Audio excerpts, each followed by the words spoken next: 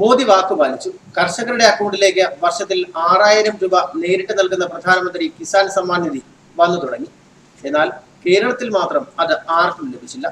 പദ്ധതി സംസ്ഥാനത്ത് തെരഞ്ഞെടുപ്പിന് മുൻപ് നടപ്പിലാക്കാൻ സാധ്യതയില്ല എന്നുള്ള റിപ്പോർട്ടുകളാണ് ഇപ്പോൾ വരുന്നത്. നടപടി ആരംഭിച്ചതായി അധികൃതർ പറയുന്നുണ്ട്. എന്നാൽ തിരഞ്ഞെടുപ്പ് അടുത്തിരിക്കുന്ന ഈ സാഹചര്യത്തിൽ നടപടി നീക്കിക്കൊണ്ടുപോകാനാണ് രാഷ്ട്രീയ സമ്മർദ്ദമുള്ളത്. കാരണം ഇത്തരത്തിൽ 6000 രൂപ കർഷകർക്ക് അക്കൗണ്ടിൽ ലഭിച്ചാൽ മോദി പ്രഭാവം കേരളത്തിലും ഉണ്ടാകാൻ സാധ്യതയുണ്ട് എന്നുള്ള സൂചനയെ തുടർന്നാണ് ഇത്തരത്തിൽ ഉള്ള ഒരു നീട്ടിക്കൊണ്ടുപോകൽ. പല സംസ്ഥാനങ്ങളിലും കർഷകർക്ക് ധനസഹായത്തിന്റെ ആദ്യ ഗഡു 2000 രൂപ അക്കൗണ്ടിലെത്തി. പണം അക്കൗണ്ടിൽ നിക്ഷേപിക്കാൻ ആവശ്യമായ വിവരങ്ങൾ എത്രയും വേഗം നൽകാൻ കേന്ദ്ര സർക്കാർ ആവർത്തിച്ച് കൃഷി വകുപ്പിനോട് ആവശ്യപ്പെടുന്നുണ്ട്. സംസ്ഥാനത്ത് 11 ലക്ഷത്തിലധികം പേർക്ക് ആനുകൂല്യം ലഭിക്കുമെന്നാണ് പ്രാഥമിക കണക്ക്.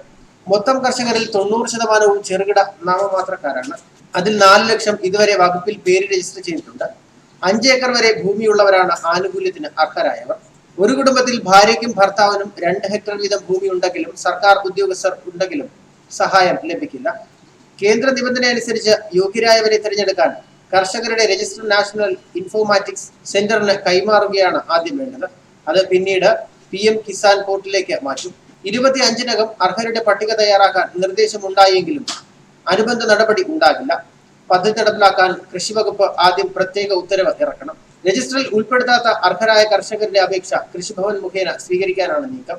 ആധാർ കാർഡ്, ദേശസാൽകൃത ബാങ്കിന്റെ അക്കൗണ്ട്, ഭൂനികുതി രസീത് എന്നിവയാണ് അടിസ്ഥാന രേഖയായി കണക്കാക്കുന്നത്.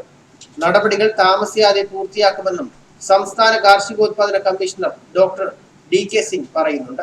എന്നാൽ മറ്റ് പല സംസ്ഥാനങ്ങളിലും കർഷകർക്ക് അക്കൗണ്ടിൽ പണം എത്തിയെങ്കിലും കേരളത്തിൽ ഇതുവരെയും ആർക്കും എത്തിയതായി റിപ്പോർട്ട് ചെയ്യപ്പെട്ടിട്ടില്ല. ന്യൂസ് ഡെസ്ക് മലയാളി വാർത്ത.